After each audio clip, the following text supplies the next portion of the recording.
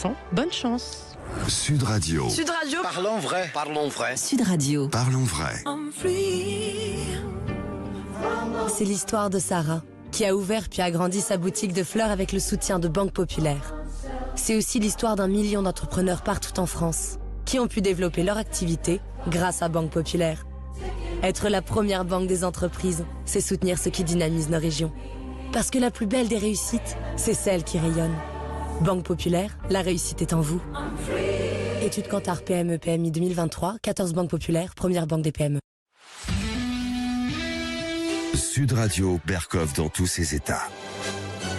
Nous sommes en guerre. C'est la promesse d'un beau scandale et peut-être un sujet à éviter le soir du réveillon dans les conversations de famille. T'arriveras pas à me gâcher ce plaisir. La Haute Autorité de Santé recommande de faciliter au maximum le changement de sexe dès l'âge de 16 ans.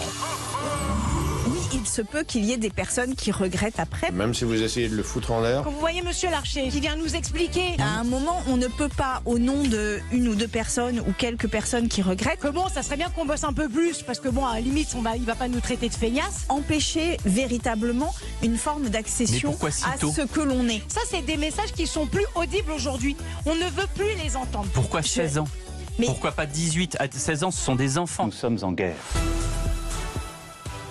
Est-ce que nous sommes encore en guerre, hein? Oui, t'es obligé à quelques jours de Noël. Oui, la guerre est là. La guerre est là et sur tous les fronts, encore une fois. Notamment aujourd'hui, alors en Allemagne, hein, nous n'irons pas pendre notre linge sur la ligne Siegfried, mais ça y est, le Premier ministre allemand a sauté, il va y avoir des élections. Qu'est-ce qui se passe en Allemagne? On va en parler tout à l'heure avec Sylvia Bourdon, franco-allemande qui connaît très très très bien et le pays et ce qui s'y passe. Nous allons aussi parler évidemment de cette haute autorité de santé qui recommande. Elle ne recommande pas la transition du genre pour tous dès 16 ans, mais la facilité. Et oui, dès l'âge de 16 ans, mais je croyais que la majorité était à 18 ans. Oui, mais enfin, dès l'âge de 16 ans, on peut déjà faire quelque chose. Ah bon? Et à quel titre? Eh bien, nous allons en parler aussi avec Jacqueline Eustache-Brigneux, la sénatrice LR du Val d'Oise, parce que transition de genre, très bien, mais déformation de genre, peut-être que ça pose quelques problèmes. Et puis après... Michael Paty, effectivement, qui réagit après les réquisitoires du procès, hein, vous savez, Samuel Paty, il a 4 ans, décapité, hein, professeur français, dans sa classe, ou juste en dehors de son lycée, décapité.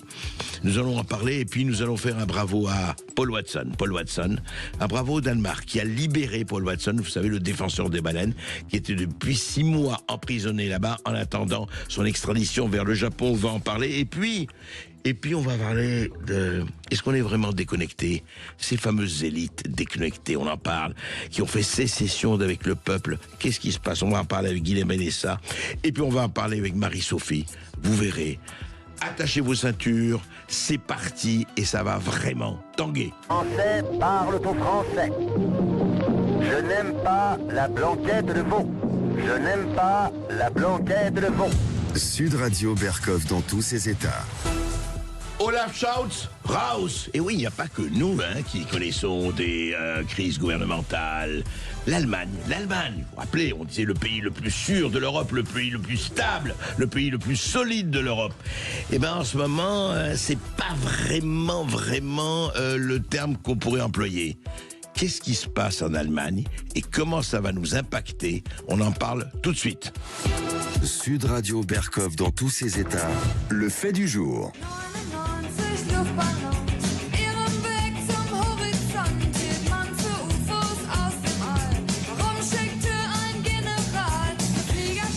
99 Luftballons Nena.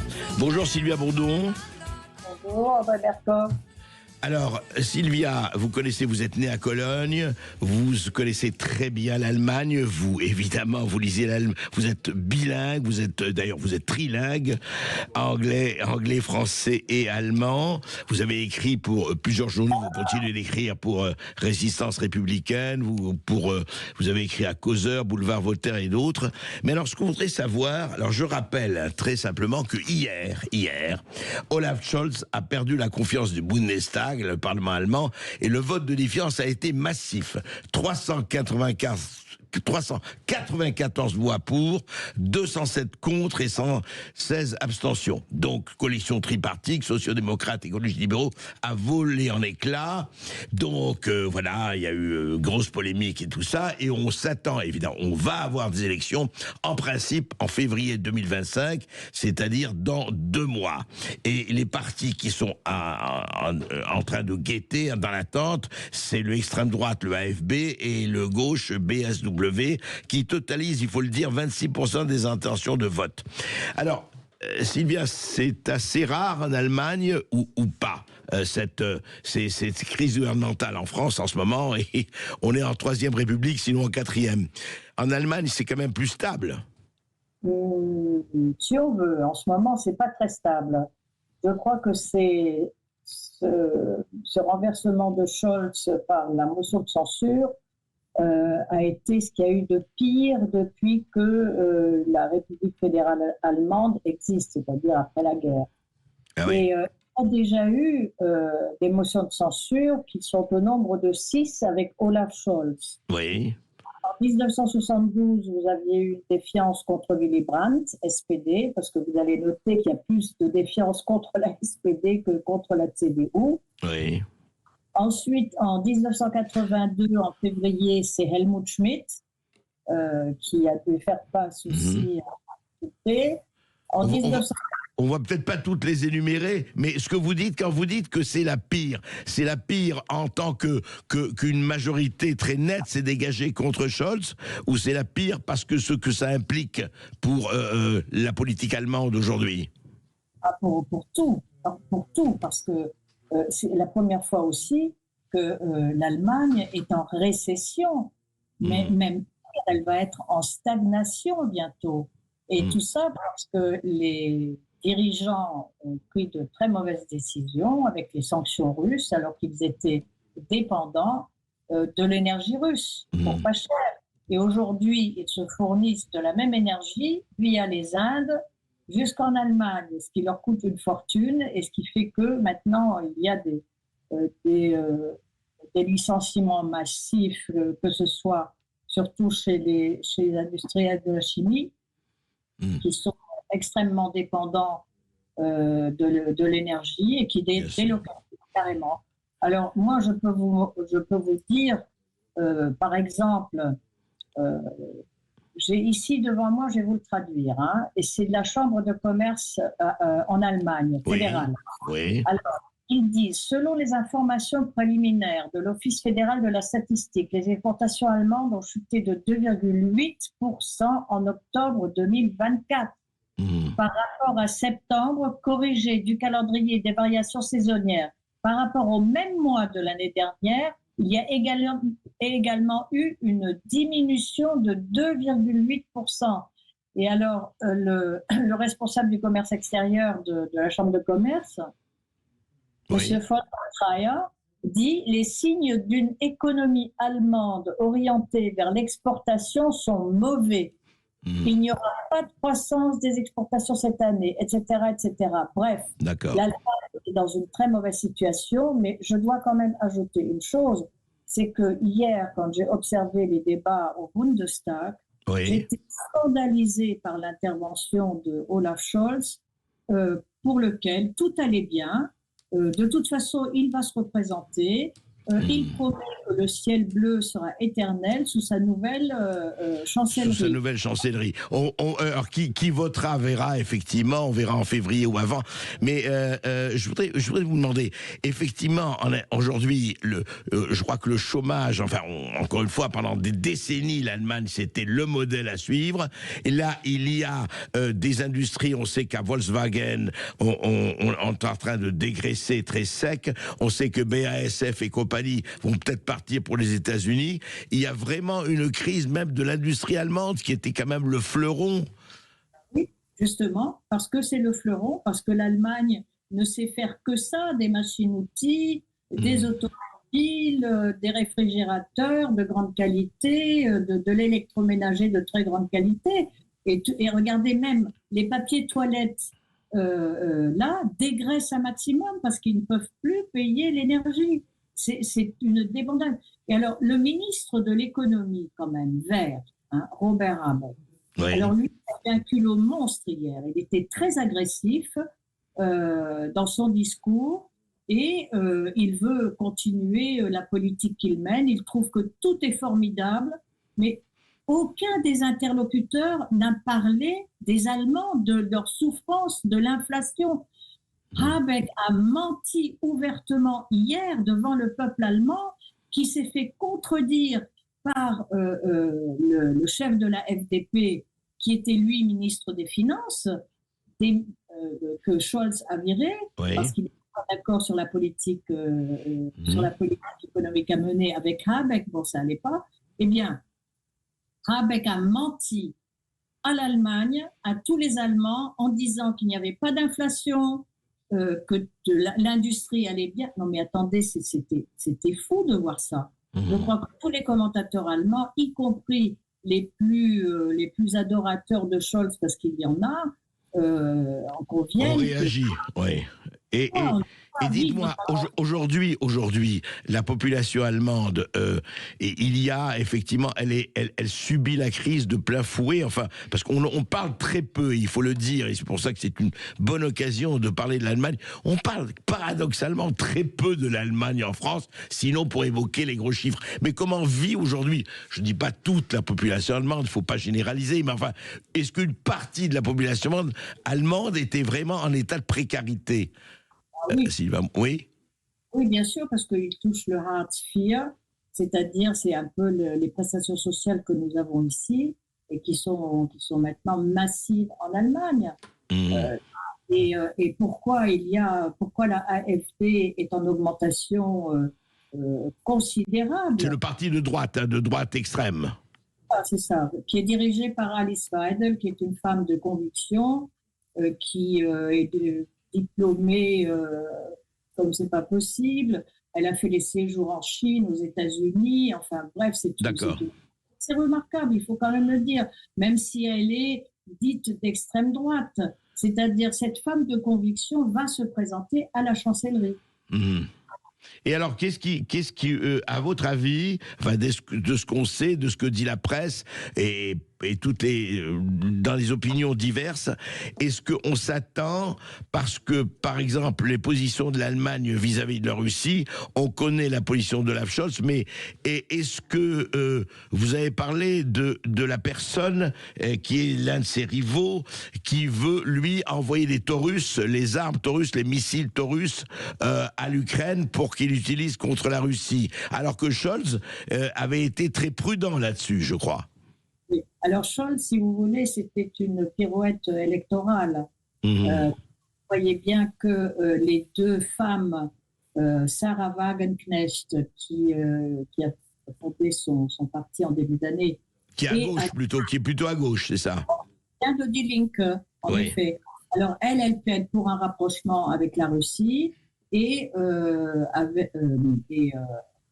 contre les sanctions, évidemment, dont souffrent les Allemands.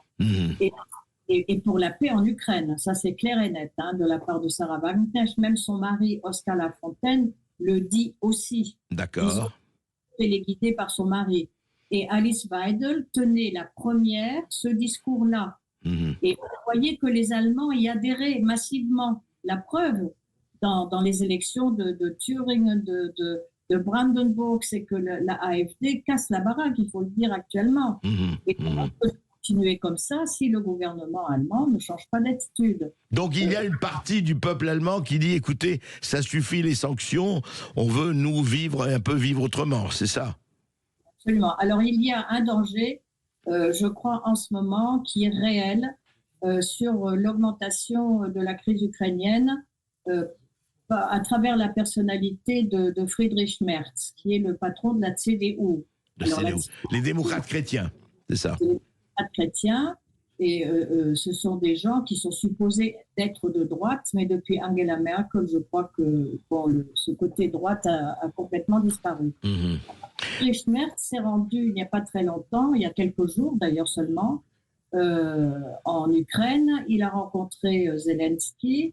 Il a promis à Zelensky qu'il livrerait les missiles Taurus en Ukraine en collaboration, tenez-vous bien, avec les USA et l'Union européenne. Ce qui signifie que Merz est un va-t-en-guerre. D'ailleurs, je souligne qu'il était le patron de BlackRock en Allemagne. D'accord, du grand conglomérat BlackRock, effectivement, que l'on connaît, enfin dont on a beaucoup parlé.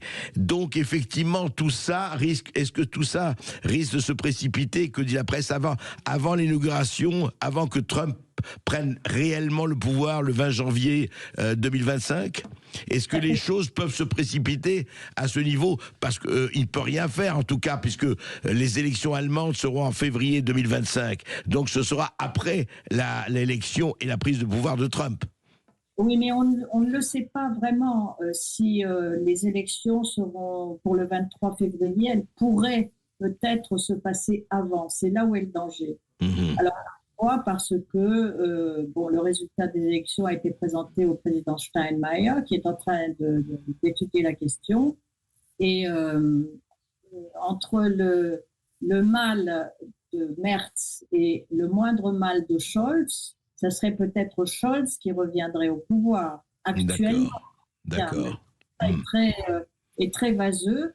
Et Alice Weidel a déclaré qu'elle espérait avoir suffisamment de voix durant cette élection-là, parce qu'elle est pragmatique, elle sait très bien qu'elle n'arrivera pas chancelière, quoique, il y a eu hier un sondage dans Bild qui l'a donné au coude à coude avec Friedrich Merz. D'accord.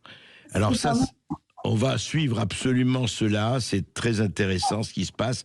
En tout cas, on voit très très très bien qu'aujourd'hui, et voyez ce qui se passe avec Pierre Elliott Trudeau au Canada, dont les bruits de démission se font de plus en plus forts, ce qui passe en France avec Bayrou qui vient d'arriver, et ce qui se passe en Allemagne, effectivement, montre que ça bouge, en tout cas on verra dans quelle direction ça bouge beaucoup en Europe.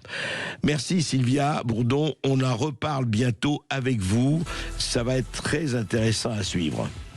Et bien entendu, si vous avez une réaction ou si vous voulez poser une question, n'hésitez pas à nous appeler au 0826 300 300.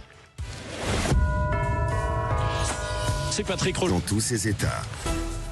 C'est encore un projet, mais la haute autorité de santé voudrait sourit à un accès gratuit à la transition de genre pour tous à partir de 16 ans.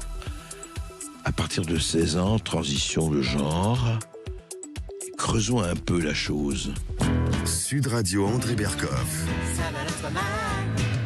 Berkoff dans tous ses états, ça balance pas mal sur Sud Radio. J'ai pas envie de l'avoir nue et même habillée non plus. Je suis une fille ou un héros, moi un lapin qui se sent poisson. Eh oui, est-ce que je me sens lapin, est-ce que je me sens poisson, est-ce que je me sens herbe folle, est-ce que je sens arbuste, etc. Voilà, j'ai le droit d'avoir le genre que je veux, homme, femme, hippopotame, tout ça, voilà, c'est parti, on le sait, on en a déjà parlé, mais, un projet, c'est encore à l'état de projet et de recommandation. La haute autorité de santé, ce qui est le plus officiel, eh bien, écoutez, elle fait des recommandations, et elle fait des recommandations intéressantes. Et juste, je résume, on va en parler avec la sénatrice Jacqueline Eustache-Brinio. Donc elle dit voilà, par exemple, l'identité de genre ne doit pas faire l'objet d'une évaluation psychiatrique spécifique. Voilà, si quelqu'un a des problèmes de genre, non, pas la peine de voir les psychiatres ou les psychologues, eh bien apparemment ce n'est pas la peine, ça sert à rien. Deuxièmement, on recommande, toujours la haute autorité de santé, la mise sous hormones de personnes trans qui la demandent après une information éclairée, bien sûr, mais il faut quand même sécuriser l'accès aux hormones d'affirmation de genre, en rembourser la prescription et élargir la primo-description, c'est-à-dire, attention, la porte ouverte pour la mise sous hormones, etc. Troisièmement, les personnes trans qui le demandent doivent pouvoir accéder aux chirurgies d'affirmation de genre sans délai supplémentaire, délai de réflexion, tout ça, non, sans délai supplémentaire, et former davantage de chirurgiens, d'ailleurs, afin de proposer une offre de soins suffisante. Voilà, la porte est ouverte, c'est open bar, quand vous voulez. Évidemment, on prendra les précautions, mais on y va. Quatrième chose, la Haute Autorité de Santé, toujours, recommande d'envisager les demandes de mineurs âgés de 16 à 18 ans, ayant achevé leur puberté, au même titre que les demandes des adultes. Donc voilà, dès 16 ans, écoutez, il n'y a pas de problème, y compris les interventions chirurgicales, notamment la chirurgie du thorax. Seule la chirurgie génitale est soumise à une légère réserve. Ah oui, voilà, ils ont quand même des réserves. Et enfin, s'agissant des mineurs, donc 16 à 18 ans, il est recommandé, dit la Haute Autorité de Santé, de mettre en place une médiation avec les parents pour les pousser, écoutez-moi bien, écoutez les termes intéressants, à accepter les décisions de leur enfant mineur. Mais, ajoute toujours en projet, en recommandation, la Haute Autorité de Santé, si les parents persistaient à refuser la demande de leur enfant, la Haute Autorité préconise alors, écoutez-moi bien, un signalement pouvant aller jusqu'à une délégation partielle d'autorité parentale, voire, n'économisons rien, une déchéance de l'autorité parentale ou une émancipation. Écoutez, tout ça est vraiment intéressant. Bonjour Jacqueline Eustache-Vrignot. Bonjour. Bonjour Madame la sénatrice. Alors, écoutez, bonjour. Quand on entend ça, vous avez fait d'ailleurs un communiqué de presse vous-même, mais qu'est-ce que ça vous inspire? D'abord, ça m'inspire beaucoup d'inquiétude sur toutes ces autorités et la manière dont elles travaillent. D'abord, vous savez que nous avons travaillé sur ce sujet au Sénat du mois de janvier au mois de juin de cette année, et oui. Nous avons fait voter une loi, justement, pour essayer de limiter les dégâts, j'ai envie de dire, sur ce sujet. Quand on lit les préconisations, alors c'est un groupe de travail qui préconise cela, la Haute Autorité ne les a pas encore validés, mais c'est de la folie, Ouais. D'abord, c'est à contre-courant de tout ce que font les pays aujourd'hui. Tous les pays qui étaient un peu plus avancés que nous sur le sujet reculent. Le Royaume-Uni, cette semaine, a confirmé l'interdiction de l'utilisation des bloqueurs de puberté sur ce sujet-là. Donc on voit bien que tout le monde recule. Et nous, la France, totalement illuminée sur le sujet, eh bien elle, on va aller plus loin, plus vite et n'importe comment. Sincèrement, je trouve assez grave ces préconisations parce que la Haute Autorité, en tout cas dans ce qu'elle fait là, en tout cas dans ses préconisations du groupe de travail, elle ne protège pas les mineurs, elle les expose à des dangers. Pourquoi je dis cela? C'est que d'abord, nous on s'était interrogé d'ailleurs sur pourquoi à partir de 16 ans. D'abord, voilà, les mineurs c'est moins de 18. Et nous, le travail que nous avions mené, c'est surtout sur les mineurs. Donc là, on peut se demander. Et puis on voit bien dans tout ce qui est écrit, vous en avez fait la lecture, on voit bien le wokisme qui s'est infiltré dans ce groupe de travail et parce qu'on aurait pu l'écrire nous d'ailleurs, parce que on a entendu, on a interrogé, on a auditionné un certain nombre de médecins, un certain nombre d'associations pro-trans, et c'est exactement ce qu'ils réclament. Ils réclament quoi? L'autodétermination du sexe, y compris pour les mineurs, ça c'est quelque chose, voilà. L'absence effectivement de psy doit effectivement poser le questionnement de genre de certains adolescents, et donc on voit bien que ce qui est écrit là, ce sont les revendications de minorités transactivistes, vraiment je le dis clairement, des minorités, mais qui entraînent des choses graves pour notre société et les adolescents. L'adolescence, par définition, c'est un moment de la vie très particulier où les adolescents se posent des questions, s'interrogent, où même les parents sont exposés aux difficultés de leur enfant et de leur adolescence. Oui, même à 7 ans, à 8 ans, à 4 ans, on se pose des questions, bien sûr. Bien sûr, mais les parents sont là pour protéger et la société, elle est là pour protéger. Elle n'est pas là pour juger et dire c'est bien, c'est mal, mais elle est là pour donner du temps au temps et ne pas aller trop vite. Et là, aujourd'hui, ce qui est écrit là, c'est de la pure folie. J'ose espérer que la Haute Autorité ne validera pas ces recommandations parce que pour moi, elles sont très graves, vraiment. Mais justement, et quand je dis... Oui, allez-y, pardon. Oui, Madame la sénatrice, justement, comment, même si encore une fois c'est un projet et que ça n'a pas été validé, bien sûr, mais comment ça a pu faire son chemin de façon à ce que des journaux, comme le Figaro, d'autres, vous-même, enfin vous le savez, comment la Haute Autorité de Santé, sans valider, bien sûr, on n'en est pas là, mais Enfin, vous dites vous-même, et on le sait, ce sont des minorités très actives, certes, mais ce sont des minorités. Comment on en arrive quand même à ce que, en tout cas, ça soit... Il y a eu des recommandations, ces recommandations ont été portée. Et moi, ce qui me fascine dans ce qu'on a lu, c'est qu'au fond, c'est vraiment open bar. C'est-à-dire, écoutez, allez-y. Si les parents sont pas d'accord, écoutez, on déchoira de l'autorité parentale. Il n'y a pas besoin de prendre son temps. Il faut que les chirurgiens, il faut qu'il y ait beaucoup plus de chirurgiens qui soient prêts à opérer, etc., quand même. Alors, d'abord, ce groupe de travail, on n'en a pas officiellement la composition parce qu'on a même nous au Sénat, on n'a jamais vu. Ah oui, on le sait, on ne sait pas, on ne connaît pas ce groupe de travail. D'accord.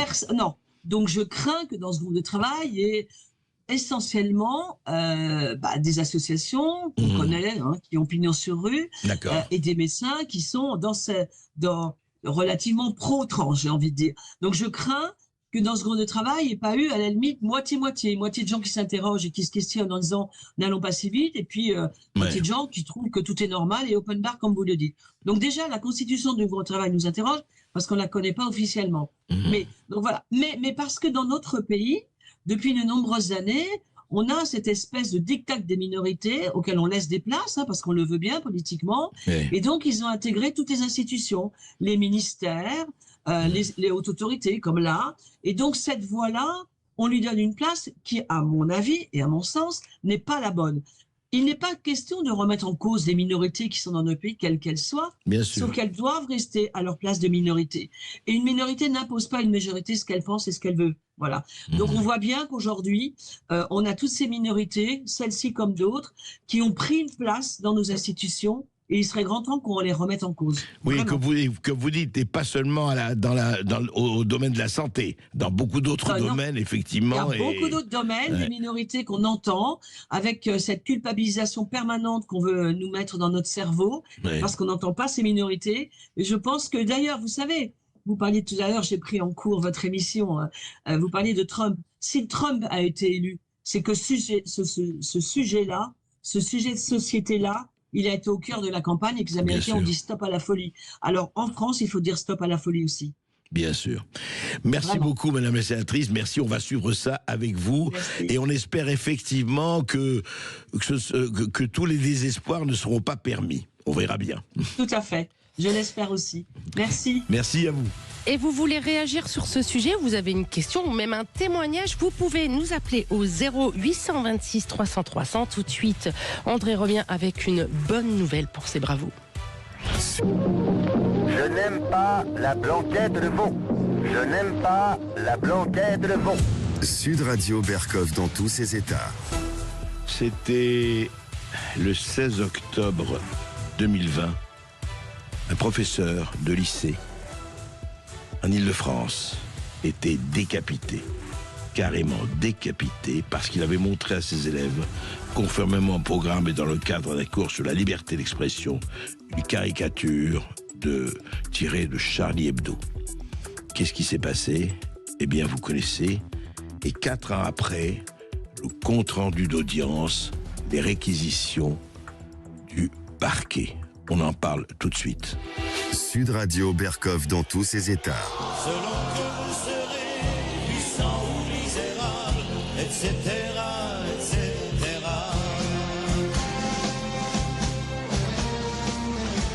Selon que vous serez puissant ou misérable, et c'est même pas ça, selon que vous soyez dans le bon camp ou dans le mauvais camp. Selon que vous soyez effectivement dans le bon sens, vous savez, dans le sens du vent du politiquement correct, du vent effectivement de la doxa. Et on oublie de dire, et il faut le dire, et vous le savez, que quiconque ne pense qu'à se mettre dans le vent a une idéologie de feuilles mortes. Et c'est bien ça le problème aujourd'hui. Alors voilà, donc 4 ans après, effectivement, des années d'enquête, 7 semaines d'audience, des heures de débat, eh bien le réquisitoire dans le procès de l'assassinat de Samuel Paty, eh bien qu'est-ce qu'on a demandé? Qu'est-ce qui s'est passé? Eh bien on a demandé On a demandé quoi? Eh bien, on a demandé effectivement, par exemple, les amis du terroriste, Nadim Boudaoud et Azim Epsirkanov, comme ils ont opté pour en tout cas le parquet pour l'association de malfaiteurs terroristes criminels, c'est 30 ans encourus, plutôt que la complicité d'assassinat terroriste, qui est qualifié de réclusion criminelle à perpétuité. Voilà, donc effectivement, on a atténué les choses. On a dit, voilà, donc, quelles ont été les réquisitions? Eh bien, 16 ans pour Azim Epsirkanov et 14 pour Naïm Boudaoud. Le tout a sorti une période de sûreté des 2/3. Les deux accusés, ce qui est l'évidence, auraient bien apporté une aide logistique à Anzorov, mais l'accusation a balayé l'idée qu'ils aient été complices de l'assassinat. Donc ils ont apporté une aide, mais ils ne sont pas complices. Voilà. Et puis, vous savez, il y a eu tous les gens qui, dans les réseaux sociaux, ont absolument tapé sur le fait que Samuel Paty était quelqu'un qu'il fallait absolument punir, qu'il était un islamophobe terrible, etc., etc., et qui ont désigné, il faut le dire, de facto Samuel Paty à son assassin, ce qu'on a appelé la fatwa numérique, la fatwa dans les réseaux sociaux, dont 12 ans pour Abdelhakim Sefrioui, et 10 ans pour le père Brahim Chnina, avec, encore une fois, vous savez, c'est sa fille qui a dénoncé effectivement Samuel Paty et ce qu'il avait fait dans le cours, mais on rappelle que sa fille n'avait pas assisté à ce cours-là, hein, il faut le rappeler. Voilà, donc effectivement, il y a eu pour eux 4 ans de détention provisoire. Donc, voilà, et puis il y a le reste, 18 mois avec sursis, comme contre Priscilla Manger, en contact avec Mangel, avec contact avec le terroriste, etc. Et c'est qu'il y a quand même quelque chose de très dérangeant dans cette histoire, parce que on sent que, au fond, un certain nombre des accusés, ils se disent, voilà, l'éducation nationale n'a pas joué son rôle, elle a laissé faire Samuel Paty, donc c'est l'éducation nationale qui est coupable. Et Samuel Paty qui est coupable, on le sent, on l'a dit, ils l'ont dit, et voilà. Et c'est assez terrible quand on pense qu'un être humain a été décapité par quelqu'un qui ne le connaissait pas, sous la foi d'accusations qui ne tenaient pas. Et on voit le résultat. Et alors, évidemment, sortir de l'audience, Michaela Paty, la sœur de Samuel Paty, s'est exprimée. Et voici ce qu'elle a dit. J'ai l'impression d'avoir tenu pour pas grand-chose à la fin. C'est plus qu'une déception. C'est des moments où on a l'impression de se battre pour rien. Et le message qui sera envoyé aussi à tous les professeurs qui sont menacés de façon omniprésente, et d'autant plus pendant ce procès, qu'est-ce qu'on va leur dire? J'aimerais savoir qu'est-ce que l'éducation nationale va finir par leur dire, vu les condamnations qui sont peut-être prononcées à l'issue de ce procès. Merci. Voilà, c'était évidemment dans le brouhaha de la sortie de salle d'audience, et c'est quand même vraiment, ça pose question. Et on se demande si au fond c'est le laisser faire, laisser aller, si on a abdiqué, si aujourd'hui on ne donne pas des peines exemplaires, des peines de prison exemplaires à des gens qui ont, en tout cas, c'est très simple, sinon encouragé, sinon appelé, du moins aidé, en tout cas aider la personne, et fomenter quelqu'un qui, sur les réseaux sociaux, on lui a désigné la victime, on lui a désigné la cible, et on a dit allez, vas-y, tire. Et si dans cette atmosphère, effectivement, de tension extrême, où on donne la cible, on désigne la cible, on dit, ah, voilà, c'est là, attention, ne vous trompez pas, c'est X ou Y ou Z, et qu'il n'y ait pas un taquet où on dit, au-delà de cette limite, votre ticket n'est plus valable, et on ne montre pas ce qu'on risque vraiment, eh bien, avec les remises de peine, etc., dans quelques années, tous ces gens-là vont sortir. Voilà, et puis d'autres vont être encouragés, et puis d'autres vont dire continuons le combat, il n'y a pas de problème. Certes, ce n'est pas l'impunité, mais est-ce que ce n'est pas une espèce de laxisme tout à fait glauque qui s'est emparé ici de nous? Et ce n'est pas un laxiste qui fait que l'Europe je n'aurai pas ce suicide, mais va vers une espèce d'auto-décomposition, d'auto-termitière, qui consiste à, eh bien écoutez, oui, ben voilà, c'est comme ça se fait. Et je pense à un certain nombre de responsables, qu'ils soient politiques, qu'ils soient médiatiques, qu'ils soient intellectuels, qu'ils soient judiciaires et autres, qui disent oui, tant que ça se passe pas chez moi, écoutez, c'est terrible, mais qu'est-ce que vous voulez, on va pas refaire vivre Samuel Paty, malheureusement, c'est terrible. Eh ben, je dois dire que c'est terrifiant, tous ces gens-là qui ont les mains sales et qui n'ont pas de mains. Et il est temps d'avoir effectivement des mains. Sud Radio Berkov dans tous ses états. Un bravo, oui, écoutez, douce France, cher pays de mon enfance. Hein. On va faire un double bravo d'ailleurs. Bravo à Miss Martinique qui s'est démarquée des autres candidates de par son âge. Et je voudrais parler de ça, c'est pas une question Miss Martinique ou autre, etc. Et tel critère de beauté, et tel autre, etc. Il y a quand même quelque chose qui marque, que ce soit par le wokisme dont on a parlé plus tôt, que ce soit par vraiment tout ce qu'on a énuméré dans cette émission et d'autres émissions. Le concours, les règles du concours étaient interdit aux plus de 24 ans. C'est-à-dire que le concours de Miss France était interdit aux plus de 24 ans. Eh bien, Miss Martinique, qui a été élue Miss France, a 34 ans. Mais pourquoi ? Pourquoi c'était un concours jeunesse ? Je ne dis pas qu'on est vieux à 34 ans. J'aurais mauvaise grâce à le dire. Mais pourquoi ? Pourquoi on change les règles et pourquoi de ce point de vue-là ? Pourquoi ? Eh bien simplement, voilà, c'est très bien, c'est la particularité. Eh bien je vais vous dire, à ce moment-là, faites une Miss France des 30 ans, faites une Miss France des 40 ans, faites ce que vous voulez, mais si vous êtes incapable de respecter les règles d'un concours qui s'est passé comme ça pendant des décennies, ça sert à quoi ? C'est quand même triste. Et maintenant, un autre bravo.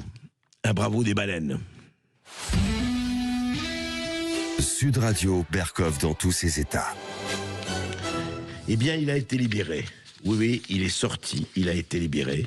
Et nous en avions parlé, rappelez-vous, avec Francis Lalanne, le chanteur Francis Lalanne. C'est Paul Watson. On vient d'apprendre que Paul Watson, qui est fondateur de l'ONG Sea Shepherd, a été libéré après 149 jours de détention au Groenland, au Danemark, arrêté en juillet dernier à la demande du Japon, qui avait émis un mandat d'arrêt international pour des faits remontant à 2010, entrave à la chasse à la baleine dans l'océan austral. Le militant écologiste de 75 ans risquait l'extradition. Et s'il partait au Japon, eh ben, il avait 30 ans, sinon réclusion à perpétuité. Pourquoi ? Parce qu'il lui a empêché qu'on fasse disparaître les baleines, qu'on tire les baleines. Cependant, le Danemark, et bravo Danemark, a refusé de le livrer au Japon, une décision politique qui met fin à 5 mois de procédure. Watson, qui vit en France avec sa famille, va pouvoir entrer et poursuivre son combat pour la protection des océans, malgré les critiques du Japon. Et ça nous fait vraiment diablement plaisir. On essaiera de l'avoir bientôt, effectivement. Voilà. Eh ben, vive les baleines. Et on ne va pas s'arrêter à ces bonnes nouvelles puisque nous allons jouer maintenant au grand sapin de Noël Sud Radio. Et nous accueillons la gagnante. C'est une gagnante, en effet, c'est Dominique. Bonjour Dominique. Bonjour Dominique. Bonjour à vous. Je suis ravie d'être l'heureuse gagnante. Et alors d'où vous appelez Dominique ? J'appelle de Carbone. De Haute-Garonne, voilà. Bon, et vous savez pourquoi vous avez gagné ? Parce que vous êtes la cinquième qui avait appelé pour jouer au grand cadeau de Noël.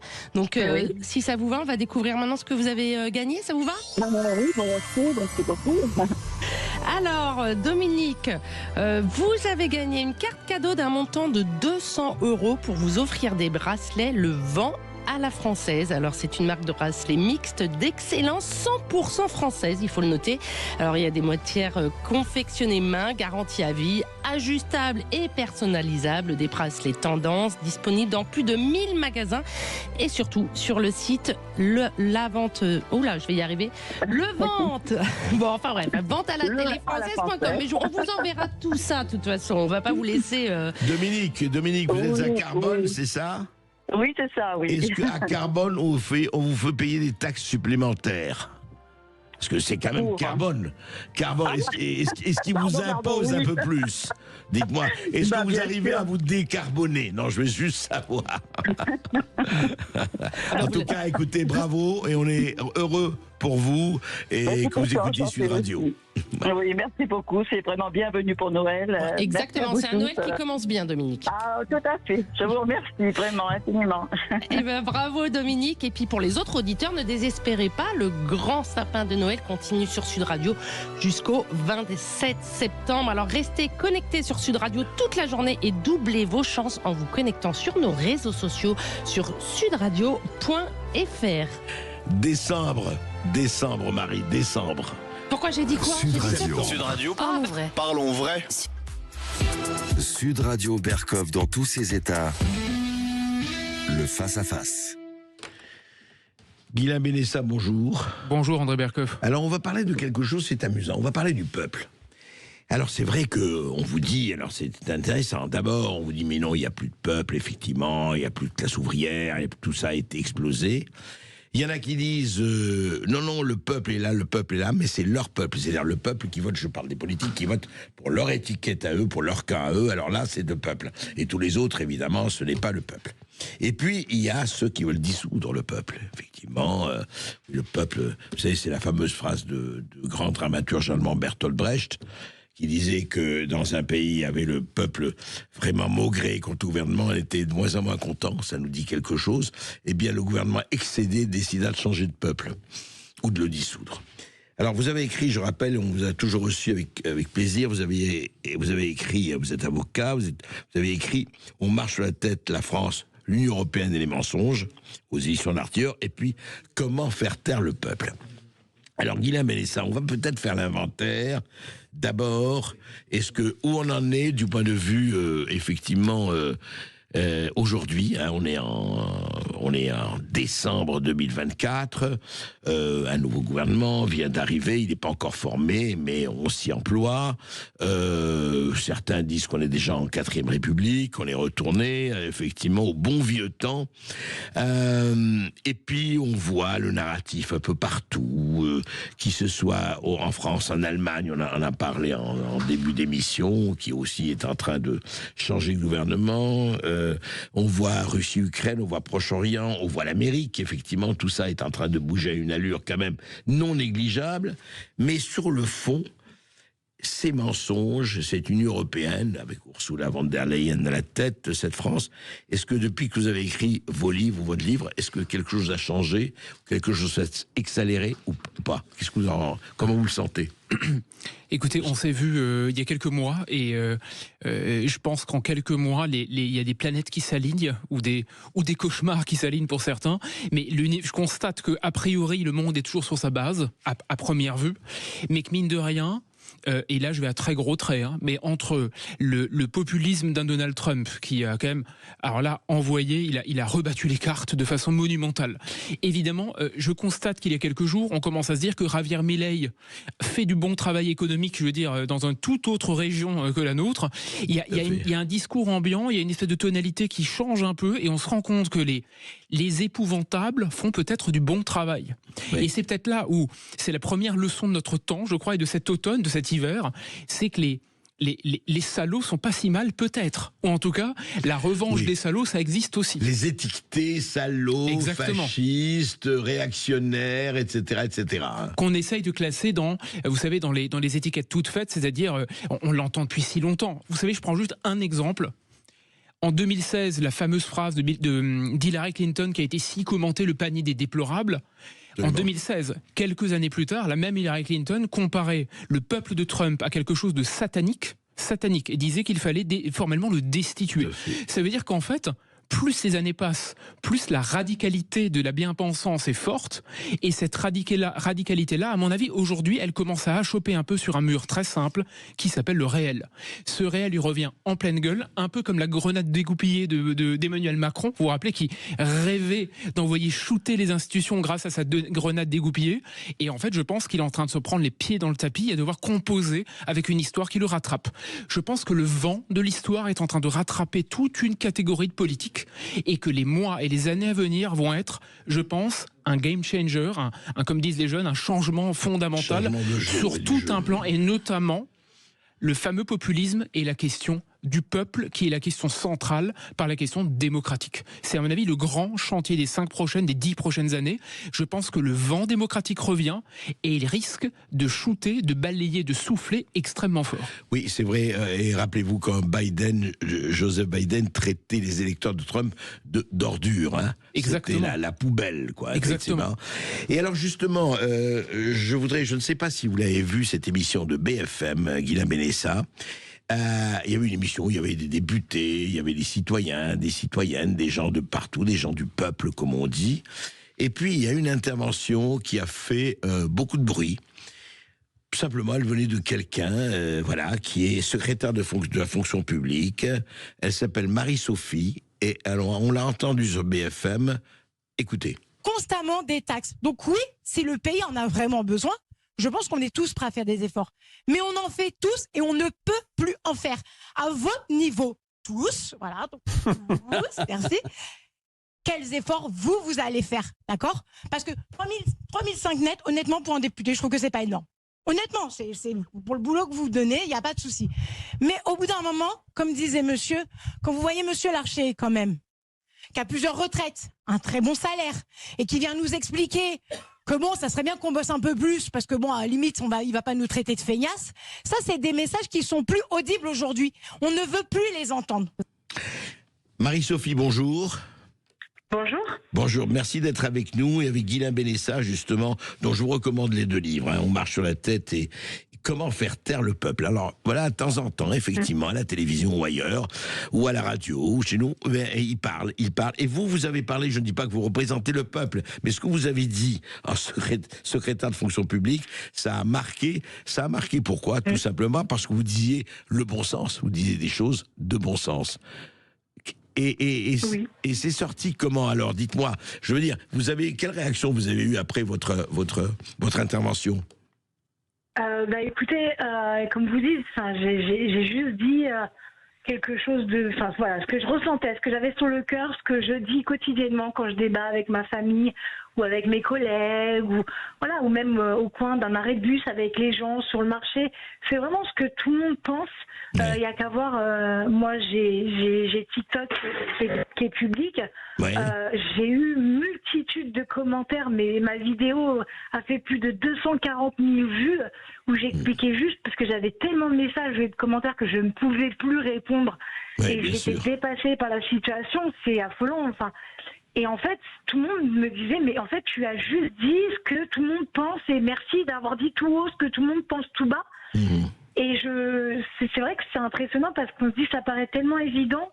Et comment cela se fait que des gens qui sont censés être, entre guillemets, l'élite de la France, le haut du panier, ne se rendent pas compte de ça. Alors, soit ils ne s'en rendent pas compte, parce qu'ils vivent entre eux et qu'ils sont complètement déconnectés de la réalité, soit ils en sont parfaitement conscients, mais ils s'en fichent royalement, je ne sais pas. Et malheureusement, je ne sais pas ce qui serait le pire, en fait, entre les deux situations. Oui, ou ça peut être les deux, ma générale.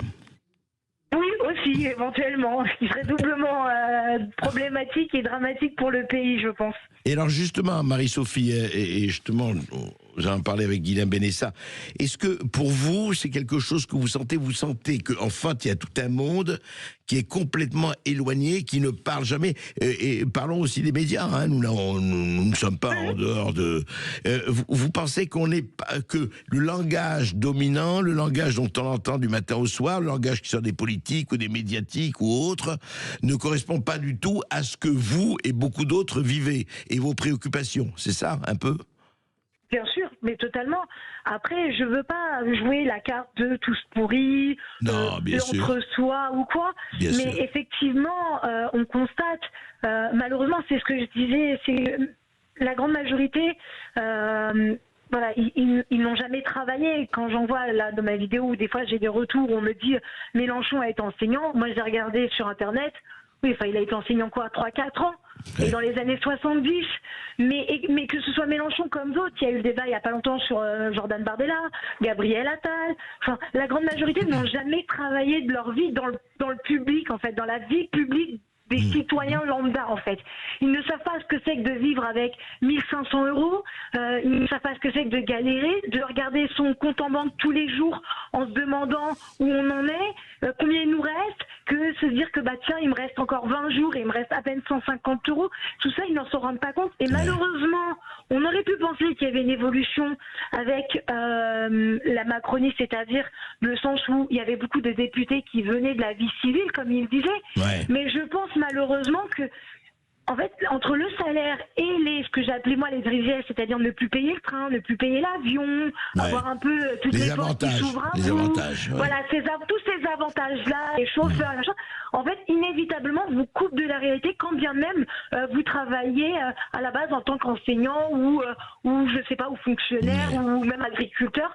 Je pense qu'à partir du moment où vous êtes dans ce monde-là, inévitablement, vous vous retrouvez déconnecté de la réalité et il n'y a qu'à voir leurs propos. Enfin, vous voyez, Gérard Larcher qui justifie l'augmentation des sénateurs en vous expliquant que... Mais vous vous êtes rendu compte quand même qu'il y a une crise, il y a une inflation.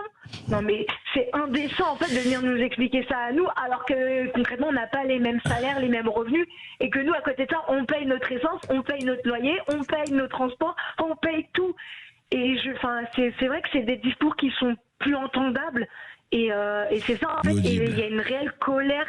Oui, merci Marie-Sophie. Je voudrais que Guilain Benessard, comment vous réagissez à ce que dit Marie-Sophie? Si elle est toujours avec nous. Absolument. Parce que vous êtes avec nous, Marie-Sophie. Vous restez là. Hein. Alors, je peux que souscrire à ces paroles intégralement. J'ai deux choses à dire très simples. Et je ne suis absolument pas à plaindre personnellement. Mon cas n'a aucun intérêt. Un avocat de province qui démarre est payé littéralement 2500 € par mois, 2500 avec lequel il paye toutes ses charges. Je parle, c'est le minimum avec lequel on commence. L'avocat de province commence L'avocat de province 2500, dans plein de barreaux commence à 2500. Attendez, sur lequel il paye ses charges, son URSSAF, ses impôts, etc. Ce qui veut dire qu'il lui reste 1400 € par mois. Il a 25, 26 ans. Peu importe, la question n'est pas du tout là. Hein. On s'en fout, c'est juste un avatar, un exemple.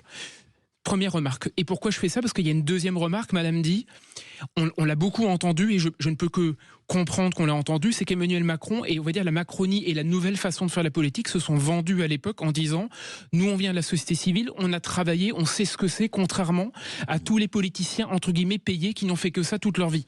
Or, eux-mêmes viennent d'un monde privé qui est le monde de la prestation de services extrêmement bien payé, dans des entreprises dans lesquelles ils étaient extrêmement bien payés, Emmanuel Macron le premier, pour ensuite faire la politique alors qu'il y avait déjà des millions, entre guillemets, enquillés. Ça veut dire que là, le fait de bosser dans un environnement dans lequel on a vraiment 1500 € par mois, on a vraiment des difficultés pour comprendre, on a vraiment quelque chose à la fin du mois qui ne reste pas, qui n'est pas là pour payer. Je pense que cette question-là, même dans ceux qui prétendent l'incarner ou le comprendre, ils ne le comprennent pas. On a une telle coupure entre le privé et les électeurs, et les élus, entre le monde qui travaille et le monde qui fait vivant, qui est le monde des politiciens, que même lorsqu'ils ont l'air de ressembler au peuple, ils ne leur ressemblent absolument pas parce qu'ils jouent encore avec ça. Ce qui fait que je pense que la déconnexion est encore plus violente maintenant parce qu'il y a eu la déception de voir des gens qui étaient prétendument des gens qui viennent du privé et qui en fait ne savent pas ce que ça veut dire de subvenir à ses besoins et de pas s'en sortir parce qu'ils sont aussi privilégiés que ceux-là même qu'ils étaient censés congédier. Et du coup, le divorce est violent. Je ne peux que l'entendre. Il est logique en fait. Ouais. Marie-Sophie, vous voulez réagir à ce que vient de dire Guilain Benessard? Est-ce que vous êtes d'accord? Non, mais je suis totalement d'accord, exactement, c'est parfaitement ça en fait.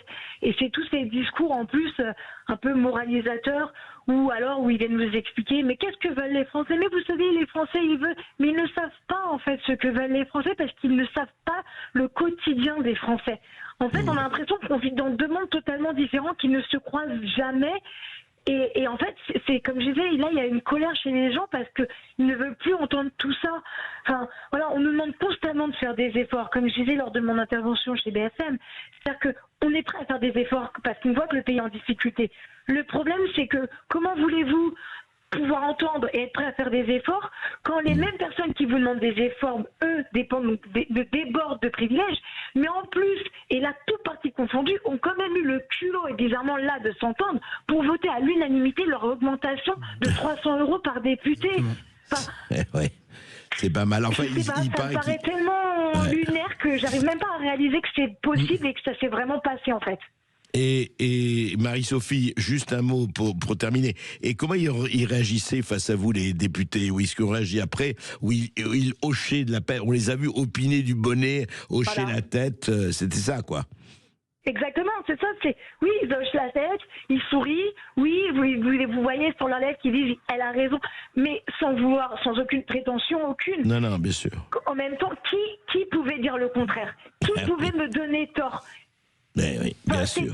Voilà, et je vous dis, j'ai fait une vidéo de remerciement parce que j'ai reçu après mes multitudes de commentaires et de messages privés de gens qui me racontent leur vie, leur désarroi, les gens qui travaillent dans les EHPAD, dans les hôpitaux, les gens en situation de handicap, ça m'a dépassé parce que moi, à mon petit niveau, je ne suis personne en fait. Et je me suis dit, mais enfin. Vous avez exprimé. C'est fou. Et donc j'ai fait une vidéo, mais j'ai eu plus de 240 000 vues, plus de 3 000 commentaires où ce n'est que des gens qui me donnent raison et qui me disent, qui me remercient d'avoir parlé en leur nom, alors que j'ai parlé au nom de personne. Je suis qu'une citoyenne parmi d'autres. Et je trouve que c'est presque effrayant dans le sens où je me dis, n'importe qui, en quelque sorte, qui dit 2-3 choses sensées et qui s'exprime dans un français à peu près convenable en étant respectueuse, devient du jour au lendemain presque. Voilà, moi j'ai déjà vu combien de fois j'ai entendu la voix du peuple, mais je suis la voix de personne en fait, quoi. Non mais Marie-Sophie, simplement vous avez exprimé du bon sens, et comme le bon sens est devenu une des denrées rares, en tout cas dans le discours, alors voilà, ça va pas. En tout cas, merci d'avoir été avec nous. Merci à vous. À bientôt. Merci. On va prendre une petite pause et puis on va continuer avec Guilain Benessa. André Berkoff. Et Guilain Benessa, avocat, essayiste, auteur de On marche sur la tête, la France, l'Union européenne et les mensonges, et puis Comment faire taire le peuple. Effectivement, toujours aux éditions de l'Artilleur. Et vous voyez, par exemple, Marie-Sophie, bon, ben voilà, on l'a pas fait taire. Elle a dit ce qu'elle avait à dire. Mais justement, ce qui est intéressant, on en parlait hors antenne, Guilain Benessa, c'est qu'il suffit de dire un peu de bon sens. Et elle dit, lui-même, elle n'a pas dit des choses, elle n'a pas donné des scoops mondiaux. Et puis les gens réagissent en disant, ah bon sang, mais c'est bien sûr. Qu'est-ce qui se passe? C'est-à-dire que, et attention, elle, on peut pas la traiter de populiste, elle est secrétaire de la fonction publique, mais enfin, et alors dès que vous dites, vous, moi, autres, des gens comme ça, ah oui, ce sont des populistes. Puis autre étiquette du même acabit, tout aussi ridicule les unes que les autres. Mais quand est-ce qu'on sort de cette espèce de double peine et de jeu de bonneteau imbécile? Écoutez, vous savez, je change de continent et je reviens à la France. La fameuse invasion du Capitole, qui a fait couler tellement d'encre. À l'Amérique, oui, Washington. Aux États-Unis, à Washington. Pourquoi je dis ça? Parce que l'invasion du Capitole, comme on l'a appelé, c'était 6 janvier 2020. 6 janvier 2020. 2021, pardon. 2021, absolument. 6 janvier 2021. Pourquoi est-ce que je parle là-dessus? Pour une raison très simple. Des Américains sont rentrés dans leur maison. Je m'explique. Le Capitole est la maison des Américains. C'est-à-dire que ils ont peut-être des représentants, et je ne suis pas en train de cracher sur le système représentatif, là n'est pas la question. Mais en France, le Parlement est l'Assemblée nationale, c'est-à-dire l'endroit où siègent les représentants du peuple. Au fond, ils ne sont que les émissaires de ce que les Français leur demandent de faire. Ils ont un mandat. Ce sont leurs employés. Exactement. C'est-à-dire que faut le dire. Il y a quelques années, un Français s'était agacé en public contre Emmanuel Macron, en public lors d'une manifestation, et avait dit tu fais pas ce que je t'ai demandé de faire, avec un Français un peu, vous voyez, à la vas-y que je te pousse rapidement, comme ça, agacé, énervé. Le problème, c'est qu'il avait raison. C'est-à-dire que techniquement, Emmanuel Macron a un mandat qui lui est confié par les Français. Tous les députés, tous les sénateurs. Alors après, il y a des types de mandats, peu importe la technique et la stratégie. Je ne suis pas là-dessus. Mais ça veut dire que le système représentatif fait que vous n'êtes qu'un représentant. Ça veut dire que madame, c'est Anne-Sophie, je crois, qu'on a eu au téléphone à l'instant. Marie-Sophie. Marie-Sophie, pardon. Marie-Sophie, ce qu'elle dit, je suis accablée, je veux dire, j'en peux plus. C'est le cri du cœur d'une femme qui a du mal à joindre les deux bouts. Et elle rappelle aux députés qu'ils doivent théoriquement être les porte-parole de ce qu'elle vit, de ce qu'elle ressent et de tout ce qu'elle leur demande de faire. Donc, cette relation de base, elle est absolument fondamentale. Et alors, elle l'est.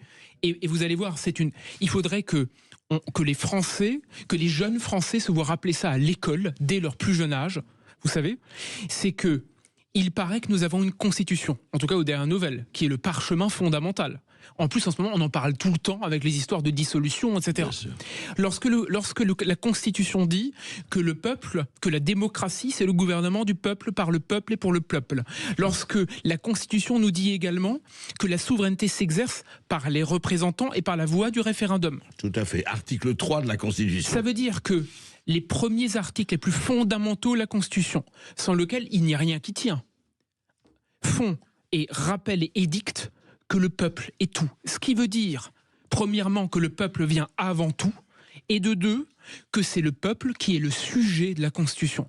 C'est le peuple qui veut, c'est le peuple qui dit, c'est le peuple qui fait, c'est le peuple qui donne mandat. Ce qui veut dire que tout ce qu'on entend, qui vient de la bouche des fact-checkers, anti-complotistes, décrypteurs en chef, apôtres du politiquement correct, tout ce que vous voulez, qui nous disent oui, attention, la démocratie est minée par le populisme, la démocratie va mourir parce que le peuple est méchant, la démocratie va mourir parce que les gilets jaunes sont trop violents, tout ce qu'on entend, ils oublient de dire que si on ne respecte pas le fait que le peuple est le sujet de droit suprême, il n'y a ni constitution, ni république, ni démocratie, ni France, il n'y a plus rien.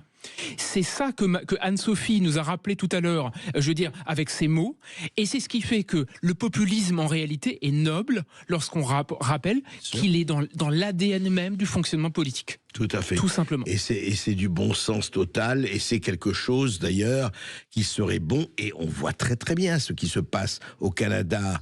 Regardez en Argentine avec Javier Milei, regardez des gens qui redisent, voilà, bah écoutez, les dépenses de l'État, ça suffit. La sécurité au Salvador, ça suffit. Je ne dis pas que c'est bien ou pas bien ce qu'ils ont fait, je dis simplement qu'à un moment donné, les gens en ont ras le bol, au vrai sens du terme. Mais quoi. Vous ne croyez pas si bien dire, si je reste en France, et ça je vous assure c'est fascinant. Dans mon bouquin Comment faire taire le peuple, j'avais pris comme exemple le 1962 qui était la motion de censure contre le général de Gaulle, qui n'a pas marché, enfin qui a marché à l'époque. Première et seule motion de censure réussie jusqu'à 2024, celle que nous avons vécue il y a quelques jours. 1962 je crois. 1962, le 5 octobre 1962. Je dis pas ça pour sortir du sujet, mais parce qu'au contraire, j'avais fait à l'époque, il y a un an, l'exégèse des discours et des débats et des engueulades à l'Assemblée entre les députés. Ceux qui étaient contre et ceux qui étaient pour le général de Gaulle.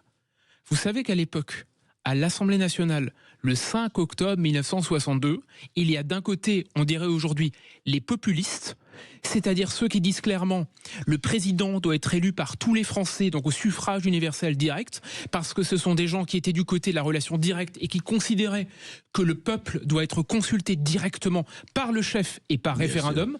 Et on avait tout le reste, c'est-à-dire les anti-gaullistes, la gauche, le centre, une partie de l'extrême droite, etc., qui disaient « Ah non, surtout pas ». Et pour quel motif ? Populisme. Eh oui. Donc si à l'époque...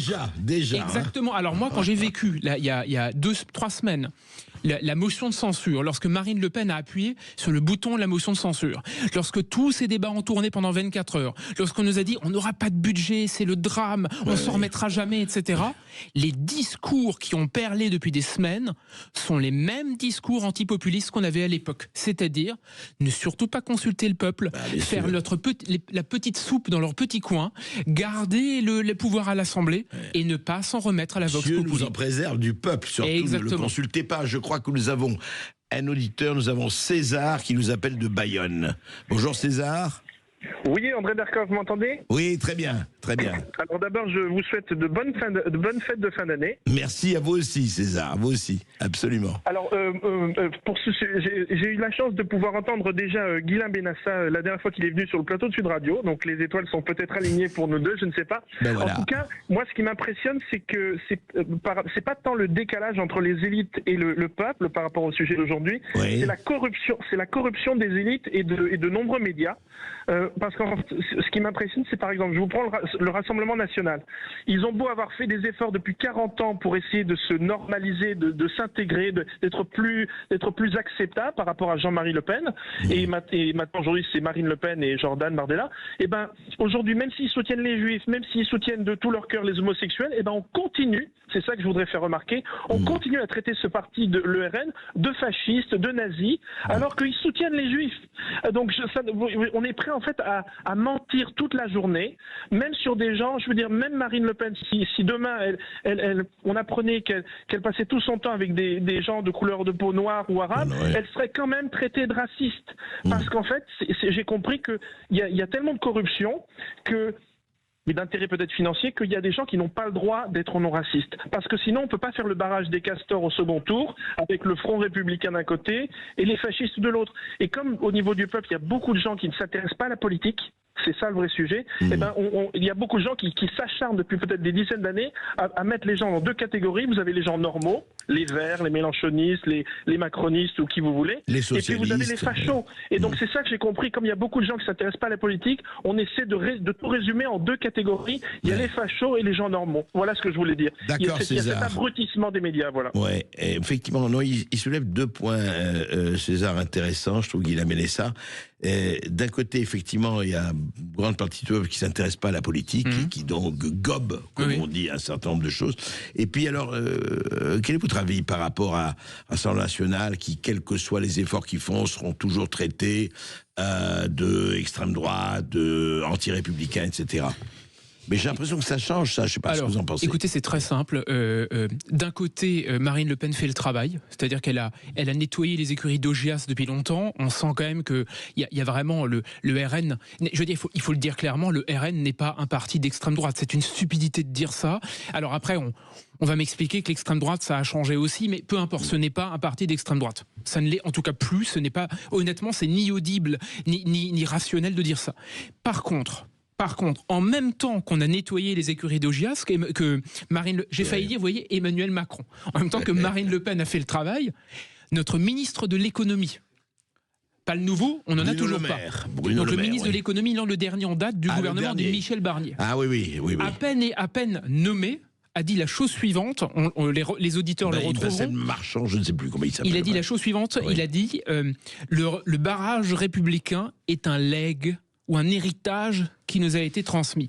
Le barrage républicain est un héritage. Ça veut dire quoi? Ça veut dire qu'on a l'habitude de considérer que le RN, on a intégré l'idée que le RN était à proscrire. Vous savez, c'est très simple, André Berkoff, ça porte un nom, c'est une stratégie qui a été gobée, enseignée, éduquée, transmise à Sciences Po, à l'ENA, dans les facs. Moi, je l'ai vécu à la fac de droit aussi, indirectement. Ouais. C'est très simple. C'est lorsqu'on prend un adversaire et qu'on le modifie, on le criminalise pour qu'il devienne un ennemi. Un adversaire, vous le respectez. Avec un adversaire, vous avez le droit de discuter avec lui. On n'est pas d'accord, on s'installe, mais ça se finit avec un verre de vin ou autour d'un bon repas. Bien sûr. Un ennemi, c'est faire croire dans l'idée que l'ennemi, c'est celui qui est par nature hors du respectable, de l'acceptable. Et qu'il faut éliminer. Et qu'on a le droit d'éliminer. Ce qui veut dire, en gros, et la stratégie, on l'a bien compris, le RN, ça va mieux, on peut discuter avec eux et on les invite quand même. BFM, évidemment CNews et d'autres médias.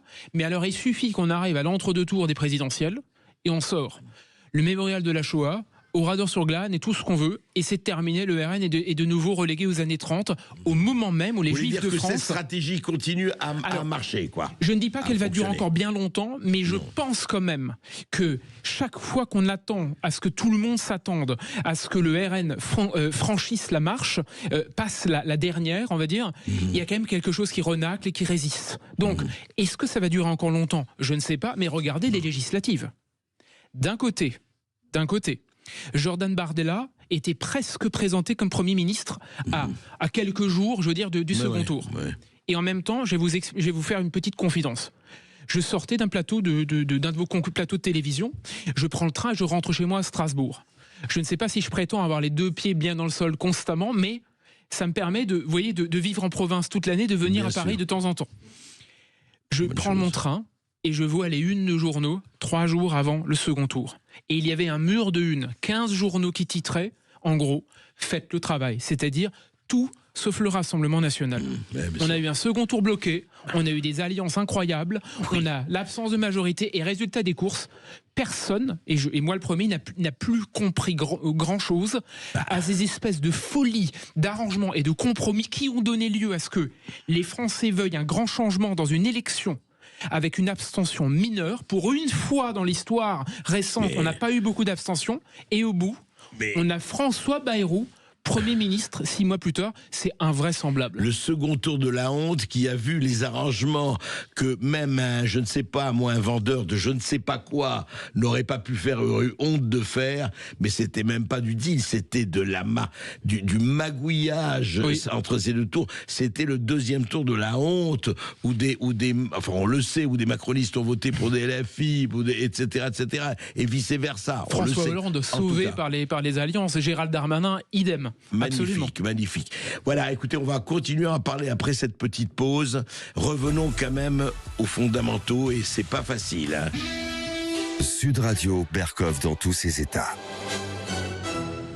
Avec Guylain Benessa, on parle du peuple, on parle des élites, on parle de, justement, Marie-Sophie nous a montré, et elle n'est pas la seule, ce fossé d'incompréhension.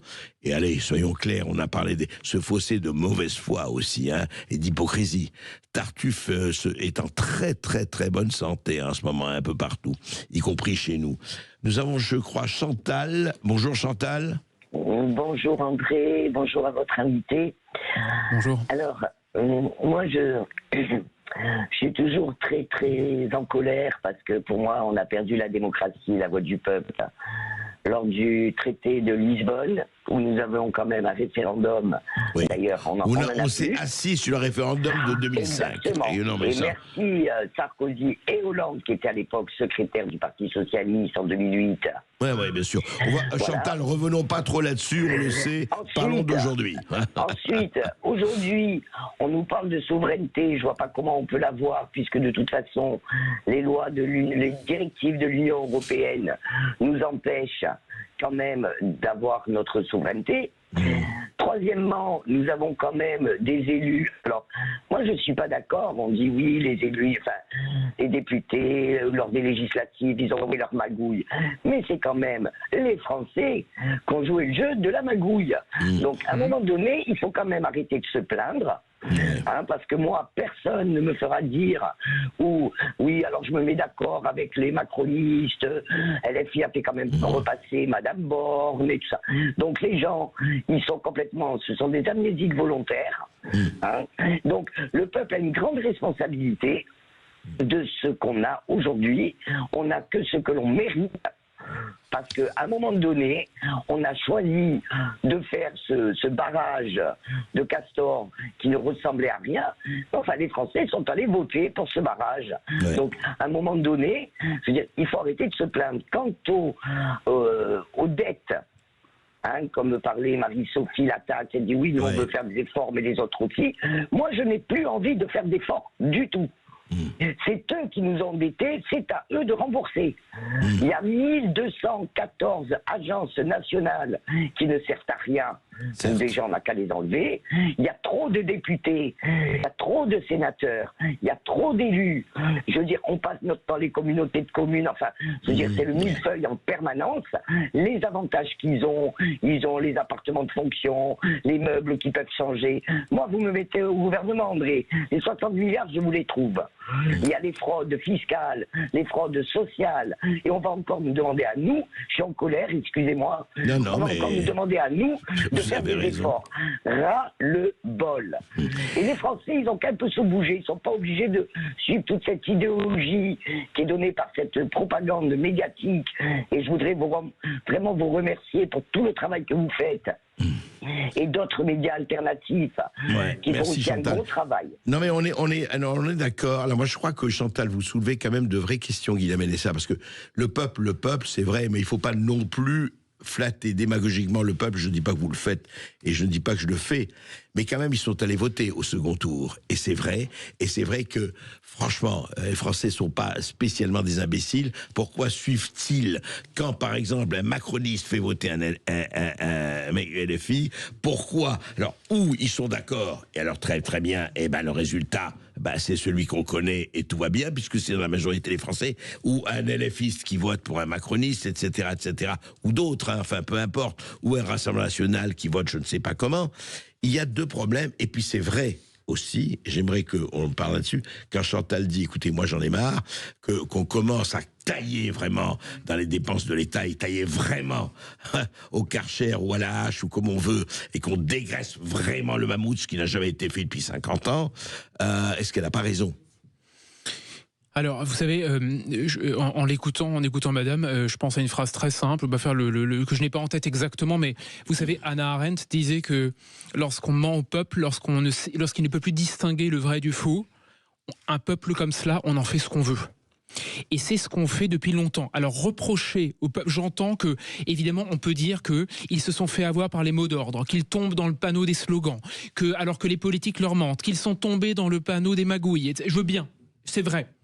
Mais en même temps, quand le peuple se rend compte qu'il n'arrive plus à discerner entre le vrai et le faux, que le président de la République ment, que leur ministre ment, que les députés ne sont pas clairs, qu'ils ne comprennent plus rien à ce qu'on leur explique, et qu'ils ne savent pas, par exemple, pour certains en tout cas, que l'Europe tire les ficelles dans l'ombre avec à sa tête une impératrice non élue, je peux comprendre qu'au moment ils se disent « Qu'est-ce que c'est que cette politique ?» Je veux dire, on ne peut pas dire que la clarté soit de mise. Il n'empêche, sur les questions des dettes. Là, je ne peux absolument que souscrire au propos de madame. Je m'explique. Marine Le Pen n'a pas censuré un budget phénoménal. Marine Le Pen n'a pas censuré un Michel Barnier qui aurait fait le travail. Marine Le Pen n'a pas, fait montre d'une forme d'égoïsme ou d'oubli par rapport à la chose politique. Le budget de Michel Barnier n'avait littéralement aucun intérêt. Parce qu'il n'y a toujours aucune coupe générale dans les dépenses structurelles. Ça veut dire qu'elle a envoyé paître un budget qui ne changeait strictement rien à l'état des finances de ce pays.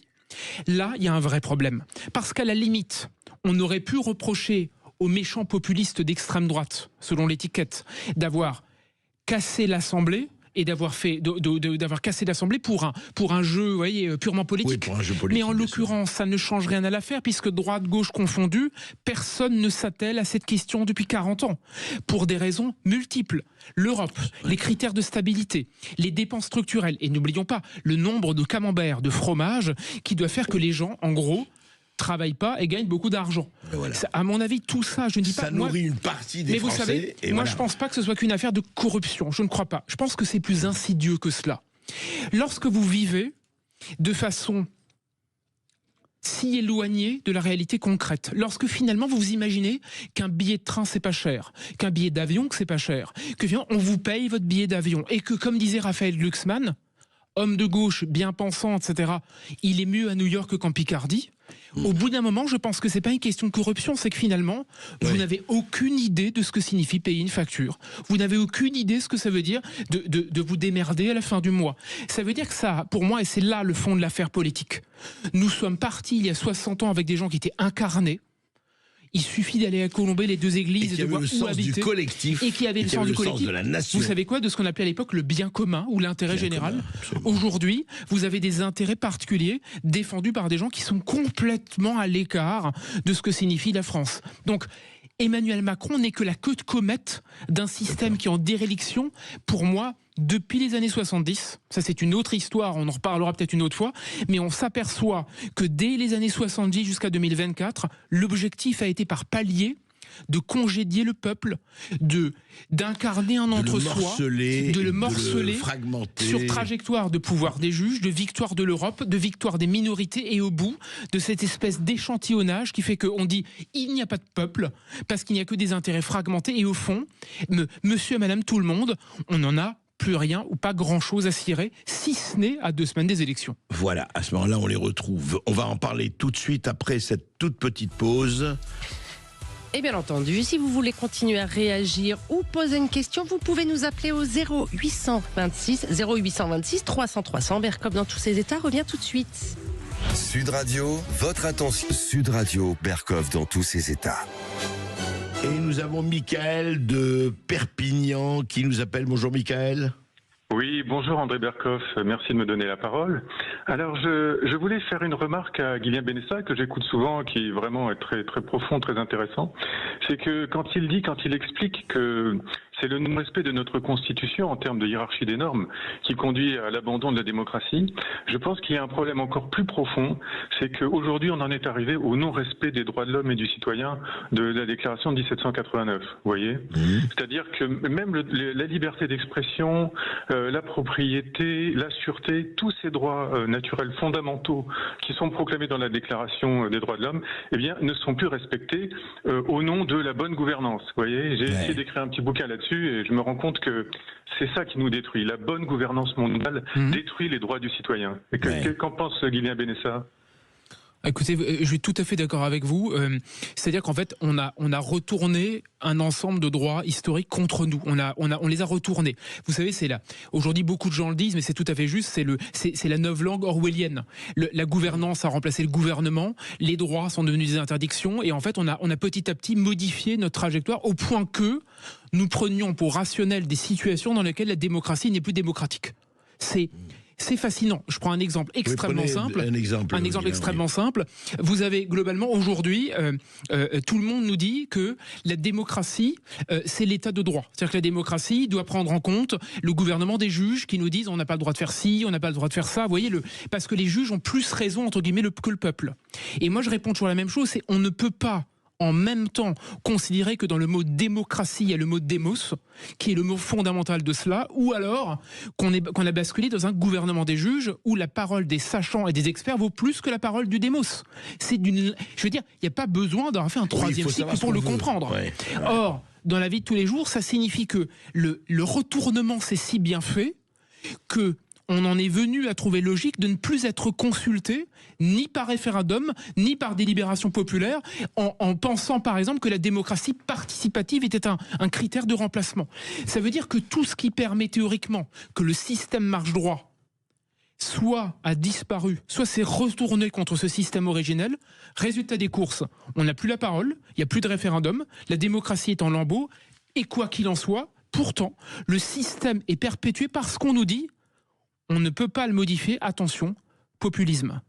Ce qui veut dire que on a toujours un verrou ou un autre, qui a tellement corrompu, cadenassé, verrouillé, interdit, qu'on a fini par prendre un système qui est cul par-dessus tête, on marche sur la tête pour un système rationnel et démocratique.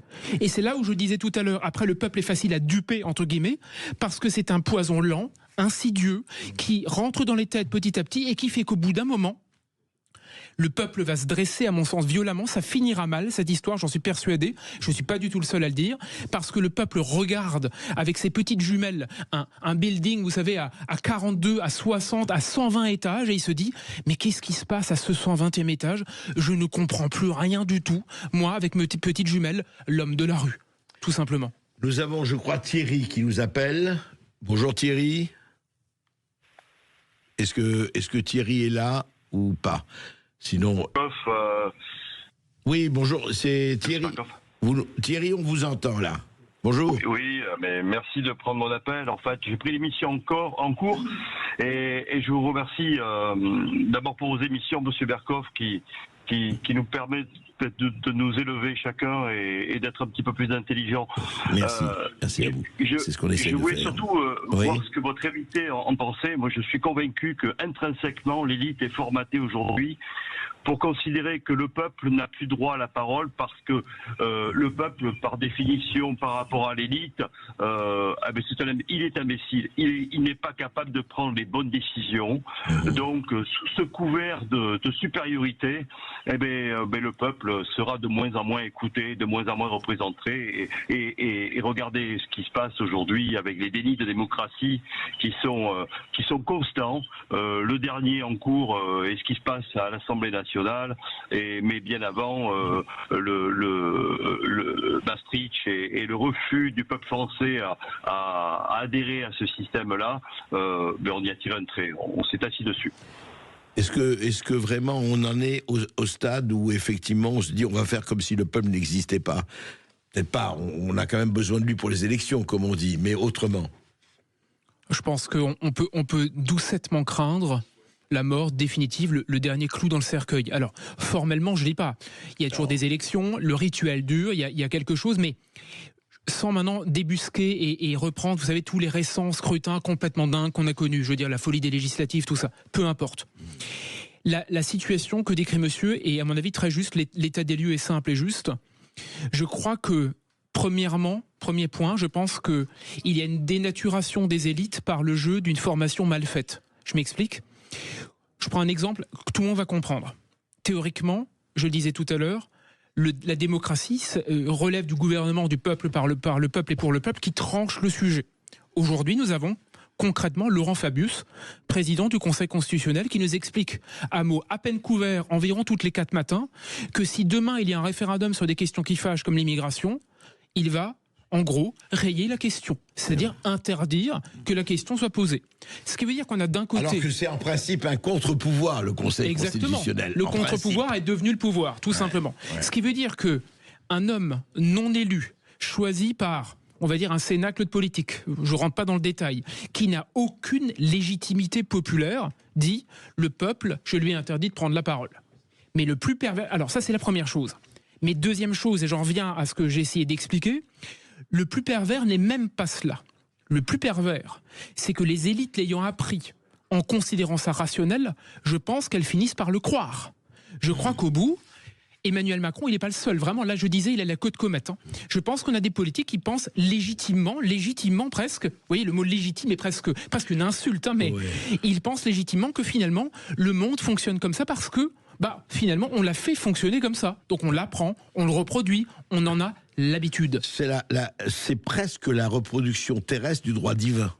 C'est presque, exactement, c'est presque le droit divin. Exactement. C'est comme ça. Voilà, ce sont les lois de la nature. Oui. Et alors après, troisièmement aussi, je crois, alors là, je sais que je parle un peu vite, mais je l'assume assez facilement. Je pense qu'il y a aussi je sais pas comment dire, une imbécilité généralisée, une ignorance et une imbécilité qui s'est largement répandue dans une partie des élites. Je m'explique. Je pense que ce serait facile d'incriminer le temps des réseaux sociaux. Ce serait facile de dire que le monde s'accélère. C'est des lieux communs. Je pense par contre que de se retourner, de s'arrêter, de lire, de travailler, de se dire « Mais attendez, d'où on vient et vers quoi on va ?» Creuser. Personne ne le fait. Ce qui fait qu'au bout d'un moment, on se dit « Ah oui, c'est vrai, à une époque, ça marchait comme ça. Il y avait quelque chose qui s'appelait la démocratie. » Mais le problème, c'est qu'au bout, vous savez, André Berkoff, ça devient, j'aime beaucoup ce mot, ça devient un palimpseste. C'est-à-dire qu'il reste une trace rapidement derrière une écriture. Vous savez, le palimpseste, c'est la trace qu'on arrive à peine à... La trace du crayon, on ne voit plus parce que le sable, c'est parce que l'usure du temps a fait son travail. Les mots ne sont plus là, il y a juste la trace du crayon ou du stylo. Quelque part, aujourd'hui, l'oligarchie ou l'expertocratie ou les mots qu'on peut utiliser aujourd'hui ont remplacé la démocratie. Et l'ont remplacé si bien qu'on voit à peine se dessiner derrière le mot un reste de démocratie. Mais c'est tout ce qu'on discerne. Et je pense qu'au bout, quelque part, une grande partie de nos élites se disent c'est vrai, un jour, il y avait peut-être un mot derrière cela. Mais je ne le vois plus. Vous savez, ce que sera notre tâche, c'est la vôtre, c'est la nôtre, c'est la vôtre de tous, c'est de retrouver cette écriture, de retrouver ces mots de démocratie. C'est un très très très beau mot. Et il ne faut pas que ça serve uniquement de slogan pour les gens qui n'en ont rien à faire. Vous savez, récemment, j'ai une jeune consoeur qui m'a dit Guilain, ta marotte, ton obsession, c'est que tu es l'avocat de la démocratie. Je vais vous dire, c'était un peu maladroit et un peu dit comme ça. C'est un honneur. Mais je vais vous dire, compliment. je ne pouvais pas rêver mieux. Ça m'a fait un plaisir fou. Merci Guilain Benessa. Merci à vous André Berkoff. Et si comme Thierry vous avez raté une partie de l'émission, n'hésitez pas à vous connecter sur sudradio.fr et vous la retrouverez en podcast ou encore aller sur YouTube pour la voir en replay. André, on se retrouve demain.